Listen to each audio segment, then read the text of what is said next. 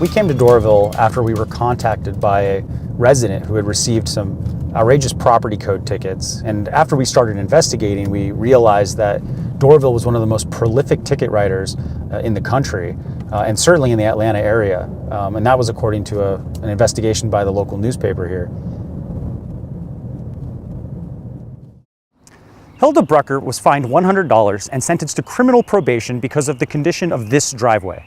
Hilda was hauled into Doraville Municipal Court without warning and told she faced 3 criminal misdemeanor charges for the condition of her property. I was called into court with no warning, and I was sentenced for having cracks and crumbles in my driveway, which is so ridiculous and ludicrous. No one ever asked me to fix the driveway. This is a neighborhood of very old driveways. Who does that? And you received a criminal citation for the driveway? Yes, it was. It was a criminal charge against me. I then met Hilda's neighbor, Jeff Thornton, who was ticketed for a stack of wood which he used for woodworking.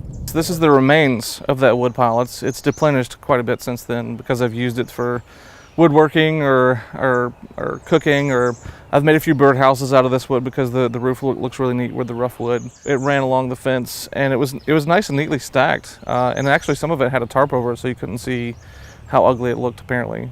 Even before this happened to me, I would be out on my morning walk and I would see code enforcement officers skulking around people's front yards taking pictures. And Jeff, I saw you nodding. Yes, I've seen that as well. I've been the recipient of it as well. Just see them just taking pictures of my yard and say, hey, what's going on? Doraville is notorious for its speed traps and other law enforcement activities because it sits on the Atlanta Beltway, the perimeter, which gives its police the opportunity to ticket commuters who are making their way to the Atlanta area. And the city is heavily reliant on the fines and fees it gets from those tickets. Doraville relies on fines and fees to generate about 1/4 of its general operating budget. That means that city officials and law enforcement officers have a financial incentive to ticket and convict both property owners and drivers.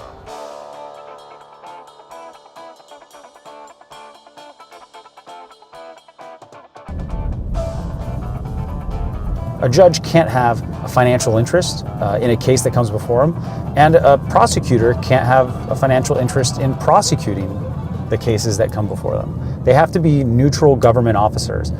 You shouldn't feel threatened to the point where you're almost afraid to drive in certain areas, not because it's dangerous, but because you might just be a trigger for somebody who's out there patrolling to make money. If you have a city, you need to be able to fund the city, and it shouldn't be something where you have to penalize your citizens or people who are visiting the city in order to be able to keep the city up and running. Across the country, we see courts and cities that continue to use their criminal justice systems to generate revenues. This practice is unconstitutional, and the Institute for Justice has filed suit here in another leg in its journey to stop it.